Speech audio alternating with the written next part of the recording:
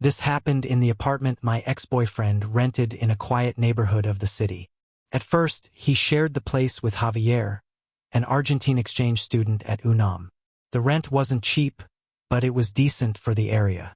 I would visit my boyfriend several times a week, and what struck me as odd was that I rarely saw Javier.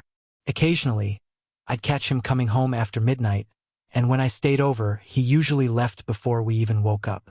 My boyfriend told me that in the few times they spoke, Javier admitted he didn't like being in the apartment and only stayed when it was strictly necessary. When the semester ended, Javier returned to Argentina without saying goodbye or warning anyone. That was when I started visiting more often, and when I began to notice strange things inside that apartment. Sometimes, while we were in the kitchen, we would hear voices coming from Javier's old room, the one locked with a key. It sounded like two women whispering to each other. The first time, we looked at each other in surprise, but then brushed it off, thinking maybe it was just sounds from another apartment.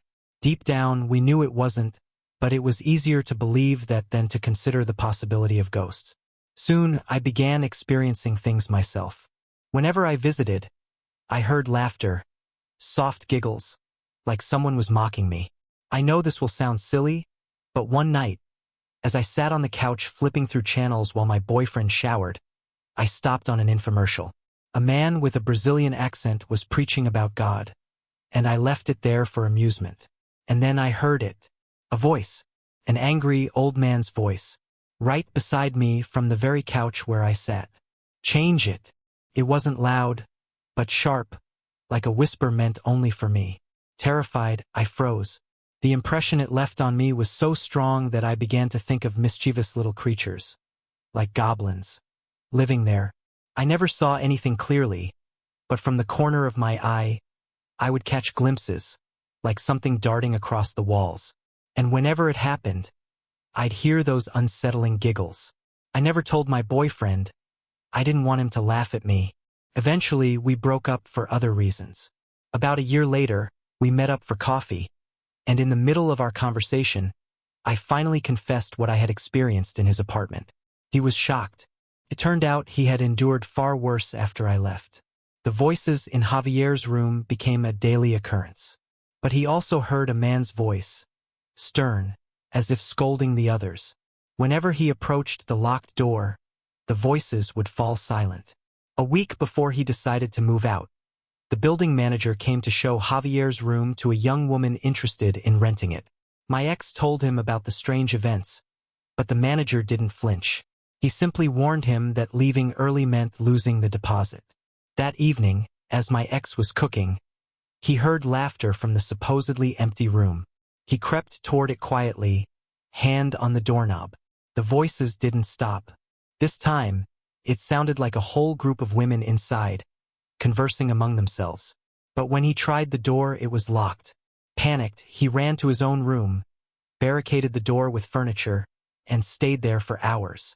Later that night, he heard the locked door creak open. Then footsteps, crossing the hall, moving into the kitchen, clattering dishes, even rustling the grocery bags he'd left earlier. Shaken, he called a coworker, embarrassed but desperate. His friend came to get him and insisted he spend the night at his place. My ex never slept in that apartment again. He stayed in a hotel until he found a new place, and while packing up his things, he swore he heard the voices mocking him one last time from Javier's room. Later, a neighbor downstairs asked him if he hadn't lasted long either.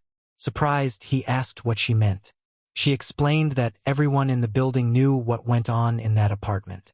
Strange activity happened all around, voices, shadows, lost objects. But that particular unit was known for being especially intense. She told him about a young woman who fled in tears after repeatedly seeing a little girl wandering the apartment. One night, she woke up to find the girl lying in bed beside her. Weeks later, at a party, another woman told me about leaving her own place in the same neighborhood. She claimed she always felt an old woman following her, stooped and creeping behind her, though she only ever caught glimpses out of the corner of her eye. I didn't dare ask more questions. I'm a sociologist, someone who prides himself on modern, rational thinking, someone who isn't supposed to believe in such things. Yet, Deep down, I couldn't shake the feeling that she was talking about the very same apartment.